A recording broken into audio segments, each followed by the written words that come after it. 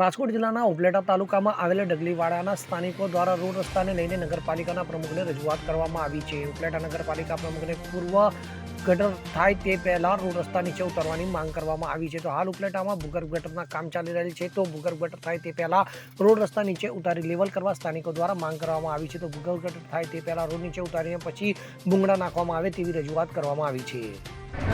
જય હિન્દ, હું ગોવિંદભાઈ મારું ex army man Dagliwadi Swaminarayan society Upleta તથા સ્વામિનારાયણ સોસાયટી ડગલીવાડી વિસ્તારના રહીશો અમારી સ્થાનિક સમસ્યાઓને લઈને આજે અમે પ્રમુખ શ્રી ઉપલેટા નગરપાલિકા વર્ષાબેન ગજેરાને મળ્યા અને અમારા મુખ્ય 4 મુદ્દા હતા તે વર્ષાબેનને અમે જણાવ્યા। તેમાંનો પહેલો મુદ્દો એ હતો કે અમારી સોસાયટીમાં ભૂગર્ભ ગટરનું કામ ચાલુ થાય તે પહેલાં અમારી સોસાયટીના રોડ રસ્તા નીચા ઉતારવામાં આવે, જેથી કરીને ચોમાસામાં વરસાદી પાણીથી થતી માણસોની નુકસાનીથી બચી શકે અને પાણીનો નિકાસ થઈ જાય। ચોમાસા દરમિયાન અમારા વિસ્તારમાં આવેલા ગરીબ લોકોના ઘરમાં વરસાદી પાણી ઘૂસી જાય છે અને તેને અપાર નુકસાન થાય છે।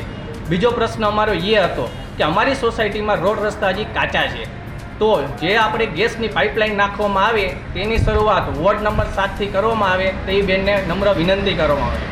ત્રીજો પ્રશ્ન અમારો એ હતો, અમારી સોસાયટી 1981-82થી બિનખેતી થયેલી છે અને ત્યાં રહેઠાણ વિસ્તાર આવેલો છે।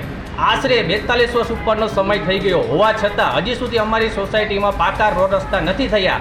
તેની બેનને કીધું નોંધ લઈ જરૂરી કાર્યવાહી કરવા માટે બેનને અરજી કરવામાં આવી છે।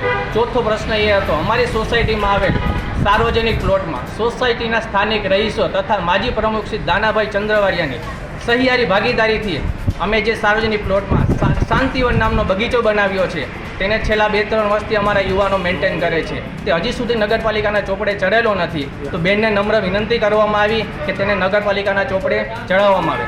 બેન તરફથી અમને પોઝિટિવ રિપ્લાય મળ્યો છે। જય હિન્દ, જય ભારત।